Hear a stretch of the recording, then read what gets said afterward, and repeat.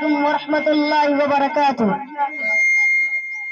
الحمد للہ رب العالمین والصلاة والسلام على سید الانبیاء والمرسلین وعلى آلہ وصحبہ اجمعین، اما بعد۔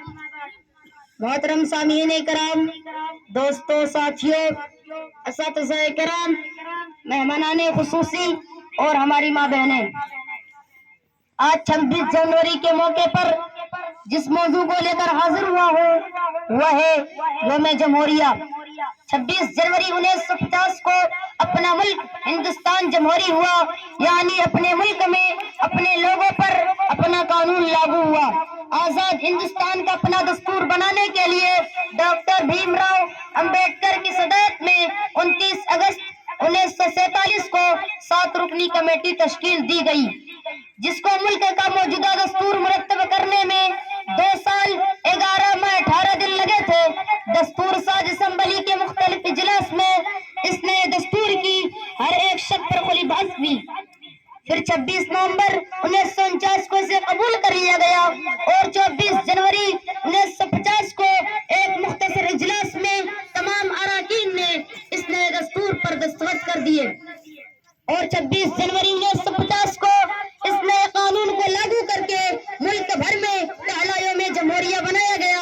اس طرح ہر سال 26 جنوری یوم جمہوریہ کے دن کے طور پر پورے ملک میں جوش و خروش کے ساتھ منایا جاتا ہے، اور 15 اگست 1947 کی طرح یہ تاریخ بھی ملک کا عبوری اور یادگار دن بن گیا۔ 26 جنوری کو جشن کے طور پر کیوں مناتے ہیں؟ تو آئیے تاریخ کے اوراق کا مشاہدہ کرتے ہیں۔ جشن کا یہ دن ہندوستانیوں کو یہی نہیں ملا، اس کے لیے بڑی سے بڑی قربانیاں دینی پڑی، لاکھوں جانوں کے نذرانے پیش کرنے پڑے، تب جا کر 26 جنوری کو یہ جشن منانے کا سنہرا موقع ہندوستانیوں کو نصیب ہوا ہے۔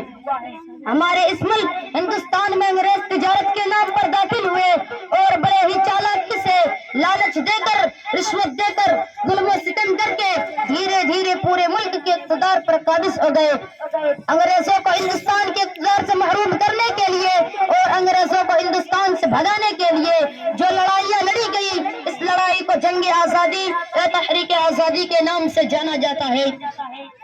انگریزوں کے خلاف یہ لڑائی کوئی 50 60 70 سال تک صرف نہیں لڑی گئی، بلکہ تقریباً 250 سال کی ایک بڑی مدت تک لڑی گئی۔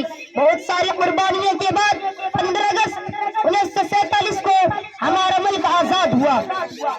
200-250 سال کی ہندوستان کی آزادی کی اس تاریخ میں ہندوستان کے سارے باشندوں نے، چاہے وہ ہندو ہو، چاہے وہ مسلمان ہو، چاہے وہ سکھ ہو، عیسائی ہو، سبوں نے اپنا کردار ادا کیا، اپنا رول پلے کیا۔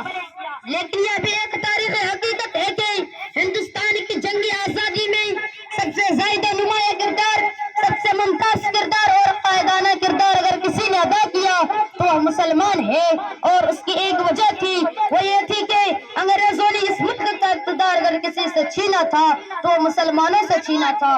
اس لیے انگریزوں سے سب سے زیادہ اگر کسی کو تکلیف تھی تو مسلمانوں کو تھی، اور یہی وجہ ہے کہ مسلمانوں نے قائدانہ کردار ادا کیا۔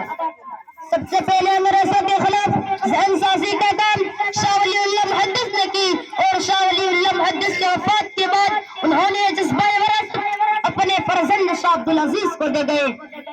سب سے پہلے انگریزوں کے خلاف جہاد کا